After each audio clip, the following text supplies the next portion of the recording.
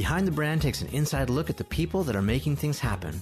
From up-and-coming entrepreneurs to the big guys, we show you how they go about their business. Meet the innovators with the know-how and vision to succeed. Get behind the brand.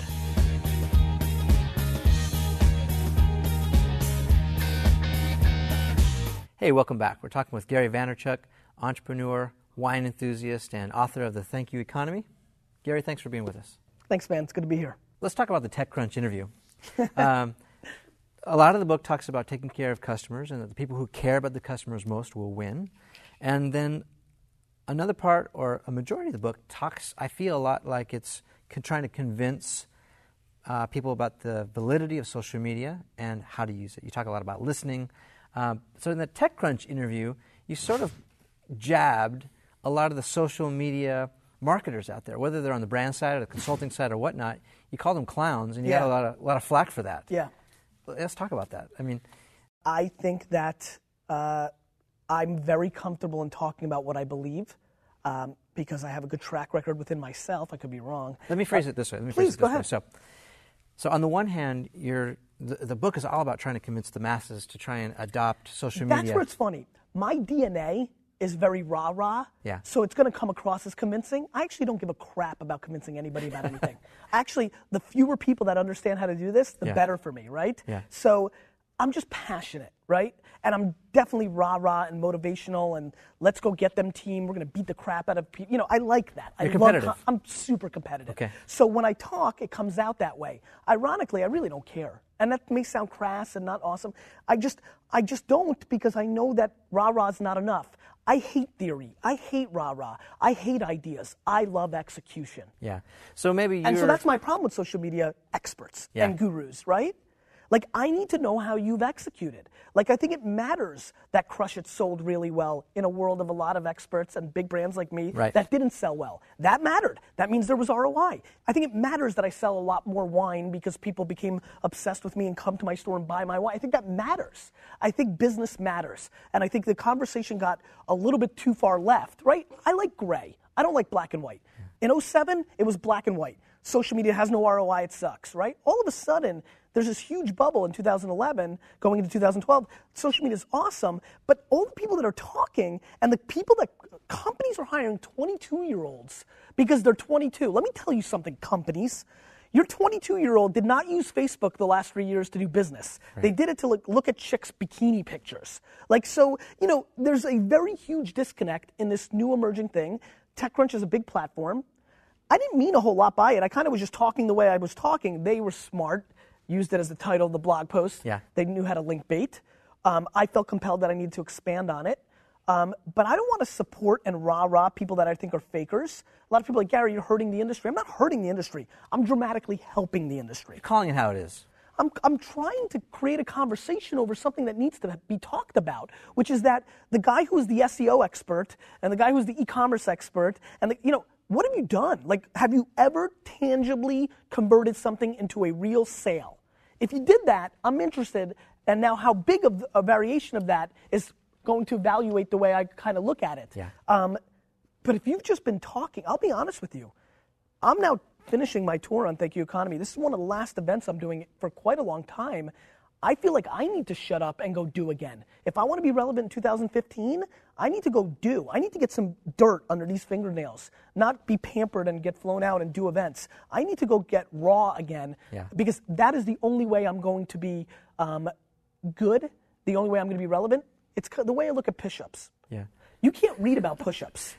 Clearly, I read about push-ups. Yeah. But if you've got big guns, you're doing the push-ups. Yeah. In social media right now, there are way too many people reading about push-ups. I just got this image of Rocky III after Rocky loses the fight. You're going back, back to your roots. You're right. Rocky III is a great example. Mr. T beat his ass. Yeah. And I feel like there's just a lot of people who are claiming to know what they're talking about, who are regurgitating stuff they've read from other blogs or books. Yeah. And it's one big circle jerk, and that's not a good thing, and that's bad for business. People who run their own business struggle a lot with personal, family stuff and work stuff. How do you balance? One of your positioning statements, the first things I read about you is family first, then da-da-da-da-da. How do you do it? I'm so desperate to not be full of shit, right? I don't know if I'm allowed to say that. You'll have to beep it. Because I don't think I'm executing as well as I could in that. right this moment as we're taping this, I'm doing way better. I can't believe how little work I'm doing on the weekends. So that's been a big boost in the right direction. I have a 2-year-old daughter, Misha, now, and that's definitely, and you know what's so funny?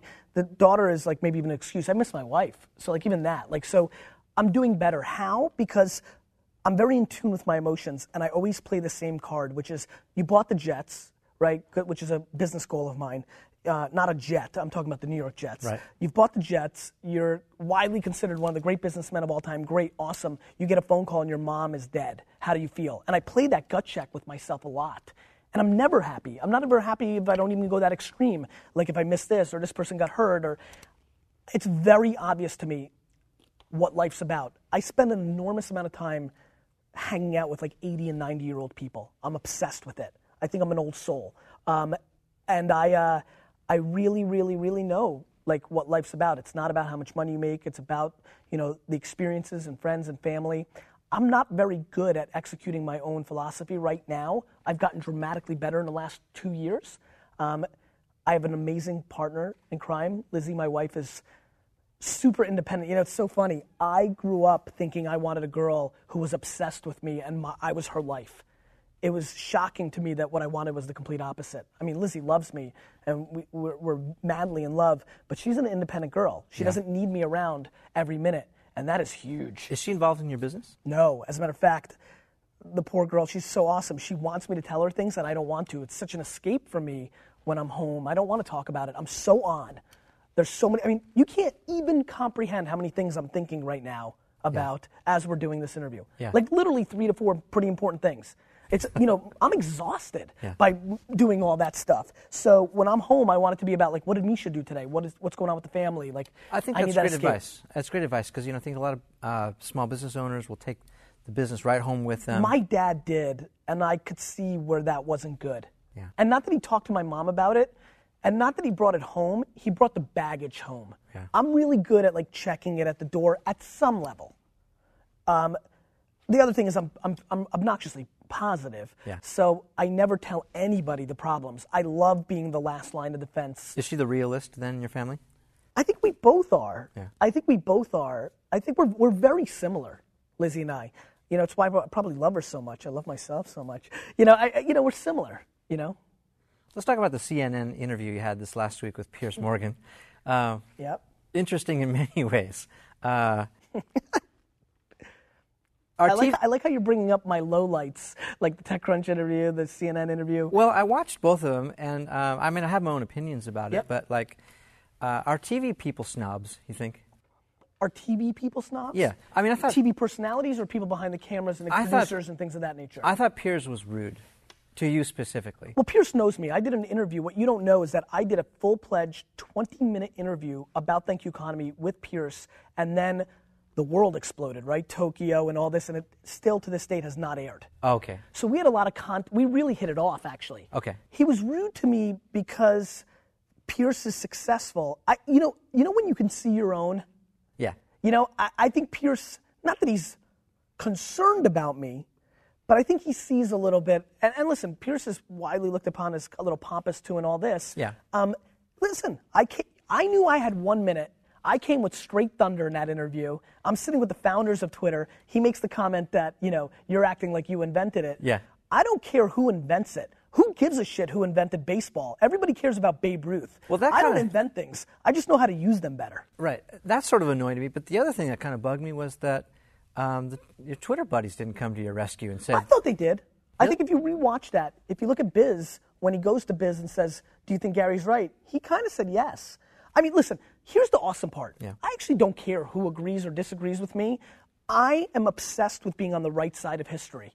I'm obsessed that what we're doing right now, here's what I know. We're doing this interview. My great, great, great, great grandchildren are watching this right now. Hi, Jeremiah. You know, I think that's fascinating. Yeah. I want them to look back at their, great, great, great grandfather and say, he was smart. He was right. Oh, can't believe he said that and it happened 100 years later. Like, I'm obsessed with being on the right side of history, and I just never care about the moment. I care about where things are going. I don't care about right this minute. We were talking before, right, about business. I was like, yeah, it's never now. tell me about 24 months from now. Because if you're right about what's going on in 24 months from now, you have a really good chance of being okay. And I play that game. And so, actually, you know what's so awesome? I feel like you're like defending me. You're like, I appreciate the energy. I was not miffed by Pierce. I thought it was fine. I liked it. I thought it was a good zing and a good joke. Yeah. I thought Biz did kind of back me up. And most importantly, look at the first thing I said. I said Martha Stewart made me throw up in the green room. So I wasn't being super polite. I went on national television and told everybody that Martha made me throw up, right? I think most people would be okay with that. Fair, but you know, there's millions of Martha fans, and Martha's been very successful. Yeah. I just have very strong opinions. I'm not scared to back them up. Most of all, I really appreciate the banter and people who disagree with me, especially if they're respectful. Yeah. You know, and I don't mind if they zing and zang, because I zing and zang. What's good for me, goose is good for the gander, right? All right. I'm okay. All right, fair enough. You know? So we looked a little bit forward. We looked to your great-great-grandchildren. Was that right? Looking back a little bit, you know, history tends to repeat itself. Sure. Who are some of the people that you admire? Some of these, and beyond maybe your immediate family, who are some of these entrepreneurs, other people that inspire you? Or is there anyone? I'm not that inspired by anybody I don't know. First of all, history has a good, especially pre all this documentation, history has an interesting way of rewriting itself, right? I call it the Christopher Columbus rule. I think, you know, you look back at some of the things he did, it could be kind of looked upon differently, right? You know, I'm an immigrant. My parents are so my heroes, right? And I don't agree with 99% of things my dad thinks in business. I really don't. So march to the beat of your own drum, do your own thing, and... But, you know, there's a certain vibe that I respect. You know who I respect? Vince McMahon. That's a weird guy to respect. I don't know everything about Vince McMahon. He might do a lot of shady things that would make me embarrassed about saying that. You wrote about him in the book. You know what I like about him, and you know what I like about the notorious